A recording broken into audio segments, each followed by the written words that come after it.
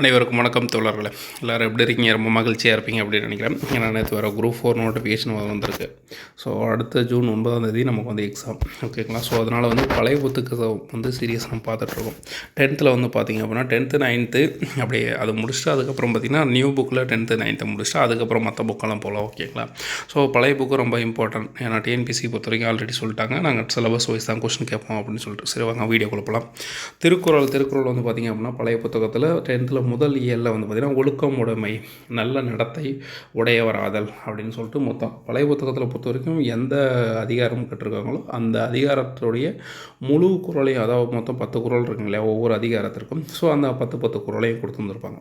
So அது எந்தளவு எத்தனை அதிகாரம் இருக்கோ அது வரைக்கும் நம்ம பார்த்துட்டு அதுக்கப்புறம் வந்து பார்த்திங்க அப்படின்னா புது புத்தகத்தை ஒரு கிளான்ஸ் பார்த்துக்கலாம், ஓகேங்களா?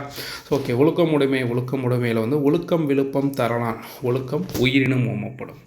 ஒழுக்கம் விழுப்பம் தரலாம், ஒழுக்கம் உயிரினும் ஓமப்படும். அதாவது ஒருவருக்கு அனைத்து சிறப்புகளையும் தருவது ஒழுக்கமே. ஆதலால் அவ்வொழுக்கத்தை எதனினும் மேலாக கருத வேண்டும் என்று கருதி காத்தல் வேண்டும் என்று திருவள்ளுவர் குறிப்பிடுகிறார்னா உயிருக்கு மேலாக கருதணும். ஒழுக்கம் என்பதை என்னவாக கருதணும்? உயிருக்கு மேலாக கருதணும் அப்படின்னு சொல்லிட்டு திருவள்ளுவர் குறிப்பிடுறார். விழுப்பம் அப்படின்னா சிறப்பு, ஓமப்படும் அப்படின்னா காத்தல். ஓமப்படும் அப்படின்றது காத்தல்.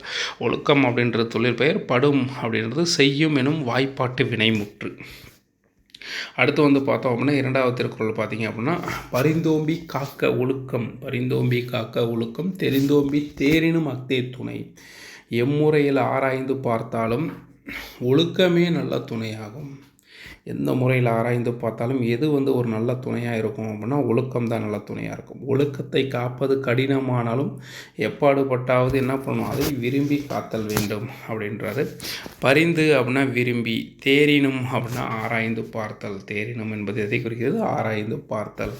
காக்க அப்படின்னா வியங்கோல் வினைமுற்று, பரிந்து தெரிந்து வினையச்சங்கள் ஊனு முடித்தல. ஸோ அதனால் பரிந்து ப்ளஸ் ஓம்பி, தெரிந்து ப்ளஸ் ஓம்பி. ஸோ பிரித்து எழுதுக பார்த்துக்கோம்.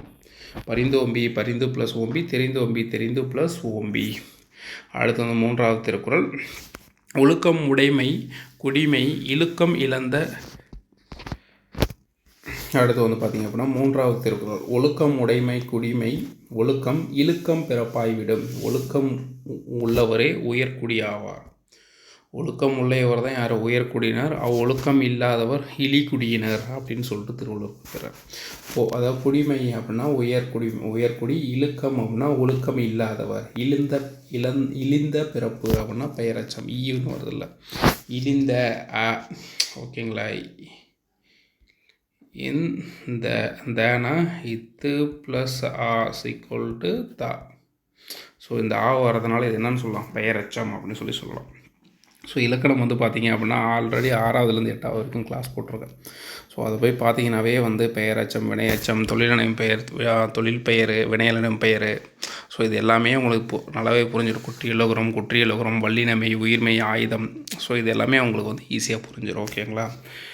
ஓகே. மரபினும் ஒத்த குழலாகும் பார்ப்பான் பிறப்பொழுங்க குன்றக்கெடும். அப்படின்னா ஒருவன் தன் கற்ற கல்வியை மறந்தாலும் அதை மீண்டும் கற்றுக்கொள்ள இயலும். ஆனால் வந்து ஒழுக்கம் குறைந்தால் அவனுடைய குடிப்பிறப்பின் சிறப்பே அழிந்து போகும் அப்படின்றார். ஒருவன் தன் கற்ற கல்வியை மறந்தாலும் அதை மீண்டும் வந்து என்ன பண்ணலாம்? கற்றுக்கொள்ளலாம். ஆனால் ஒழுக்கம் குறைந்தால் அவன் குடிப்பிறப்பின் சிறப்பு வந்து சுத்தமாக அழிந்து போகும் அப்படின்னு சொல்கிறாங்க. கெடும் அப்படின்னா செய்யும் எனும் வாய்ப்பாட்டு வினைமுற்று. கெடும் அப்படின்னா என்னது? செய்யும் எனும் வாய்ப்பாட்டு வினைமுற்று. கொளல் அப்படின்னா அல் ஈற்று தொழிற்பெயர். கொளல் அப்படின்றது எதை குறிக்கிறது? அல் ஈற்று தொழிற்பெயர். அடுத்து வந்து 5வது திருக்குறள் இதை பார்த்திங்கன்னா அழுக்கார் உடையான்கண் ஆக்கம் போன்றில்லை ஒழுக்கம் இலான்கண் உயர்வு. அதாவது பொறாமை உடையவனின் செல்வம் வந்து நிலைக்காது அப்படின்னு சொல்கிறார். ஸோ பொறாமை உடையவனின் செல்வம் நிலைக்காது, அதுபோல் ஒழுக்கம் இல்லாதவனிடம் உயர்வு இருக்காது. ஸோ ஒழுக்கம் அப்படின்றத நீங்கள் எதை வேணாலும் மீன் பண்ணி வச்சுக்கலாம், ஓகேங்களா? ஒரு எப்படி சொல்கிறது, டெய்லி ஒரு 5 மணிக்கு எதிர்த்து படிப்பேன் அப்படின்னா 5 மணிக்கு டெய்லி எதிர்த்து படிக்கிறேன். 5 to 9 வரைக்கும் நான் உட்காந்து அடுத்தபடி எந்திரிக்கவே மாட்டேன், ஓகேங்களா? ஸோ அந்த பர்டிகுலர் டைம் அந்த 4 மணி நேரம் எனக்கு வந்து படிப்புக்கானது மட்டும்தான், வேறு எதற்காகவும் அதை ஸ்பெண்ட் பண்ணவே மாட்டேன். அதுவும் ஒரு வந்து ஒழுக்கம் தான், ஓகேங்களா? அதெல்லாம் வந்து நேர மேலாண்மை ஒழுக்கம் அப்படின்னு சொல்லுவோம். ஓகேங்களா. அது மட்டும் இல்லாமல் டெய்லி நான் படிப்பேன் அப்படின்னு சொல்கிறது. இல்லை நான் வந்து இன்றைக்கி வந்து 3 இயல் கண்டிப்பாக படித்து முடிப்பேன். இல்லை வந்து 6ல் ஃபுல்லாக எல்லாத்தையும் ரிவிஷன் பண்ணிவிடுவேன் அப்படின்னு சொல்கிறது. இல்லை இன்றைக்கி இந்த டாபிக் உட்கார்றேன் அப்படின்னா இதை எல்லாத்தையும் நோட்ஸ் எடுத்துகிட்டு தான் எந்திரிப்பேன். ஸோ அந்த மாதிரி கொண்டுட்டு போகிறது. நமக்கு இப்போ இருக்கிற ப்ராசஸ் நம்ம எந்த எந்த வேலையை சார்ந்து செயல்படுறோமோ அந்த வேலையை சார்ந்ததில் அதிகமான கவனம் செலுத்துறது, அதுக்கு பேரும் ஒழுக்கம் அப்படின்னு சொல்லலாம். ஓகேங்களா. அடுத்து வந்து பார்த்தோம் அப்படின்னா ஒழுக்கத்தின் ஒல்கர் 6வது திருக்குறள். ஒழுக்கத்தின் ஒல்கர் உறவோர் இழுக்கத்தின் ஏதம் பாடுபட கரிந்து அப்படின்னா ஒழுக்கம் தவறுதலால் ஏற்படும் குற்றங்களை நன்கு உணர்ந்த மனவலிமை மிக்கோர். ஒழுக்கம் தவறுதலால் ஏற்படும் குற்றங்களை நன்கு உணர்ந்த மனவலிமை மிக்கோர் ஒழுக்க நெறியிலிருந்து சிறிதும் விலக மாட்டார் அப்படின்னு சொல்கிறார். ஒல்கார் விலக மாட்டார். ஒல்கார் அப்படின்னா விலக மாட்டார். உறவோர் மனவலிமை உடையோர். உறவோர் அப்படின்னா மனவலிமை உடையோர். ஏதம் அப்படின்னா குற்றம். ஏதம் என்பது எதை குறிப்பிடுது? குற்றம். உறவோர் அப்படின்னா எனது வினையலனும் பெயர். ஓகேங்களா. அடுத்து வந்து பார்த்தோம் அப்படின்னா ஸோ இந்த மேலே அந்த திருக்குறளுக்கு வந்து இந்த சொற்பொருள் பார்க்க மட்டும் அழுக்காறு அப்படின்னா பொறாமை, ஆக்கம் அப்படின்னா செல்வம், உடையான் அப்படின்னாலும் வினையலனும் பெயர். அடுத்து வந்து 7வது திருக்குறள். 7வது திருக்குறள் வந்து பார்த்தோம் அப்படின்னா ஒழுக்கத்தின் எய்துவார் மேன்மை. ஒழுக்கத்தின் எய்துவார் மேன்மை இழுக்கத்தின் எய்துவார் எய்தா பழி. ஒழுக்கத்தின் எய்துவார் மேன்மை இழுக்கத்தின் எய்துவார் எய்தா பழி. ஒழுக்கமுடையோர் மேன்மை அடைவார். ஒழுக்கமுடையவங்க என்ன பண்ணுவாங்க? மேன்மை அடைவாங்க. ஆனால் ஒழுக்கம் இல்லாதவர்கள் வந்து அடையக்கூடாத பழியை எல்லாம் அடைவார். ஓகேங்களா. ஒழுக்கமுடையோர் மேன்மை அடைவார். ஒழுக்கம் இல்லாதவர் அடையக்கூடாத பழிகளை எல்லாம் அடைவார். எய்துவார் அப்படின்னா அடைவார் அப்படின்னு அர்த்தம். எய்தா பழி ஈறுகட்ட எதிர்மறை பெயரச்சம். எய்தா பழி ஓகேவா அப்படின்னா ஈறுகெட்டிற்கு எதிர்மறை பெயரச்சம். எய்துவார் பலர்பால் வினைமுற்று. எய்துவார் அப்படின்றது ஆண்பால் பெண்பால் கூடியதாக கிடையாது. மொத்தமாக பொதுவாக எல்லாத்தையுமே குறிக்கும். ஸோ அதனால் பலர்பால் வினைமுற்று.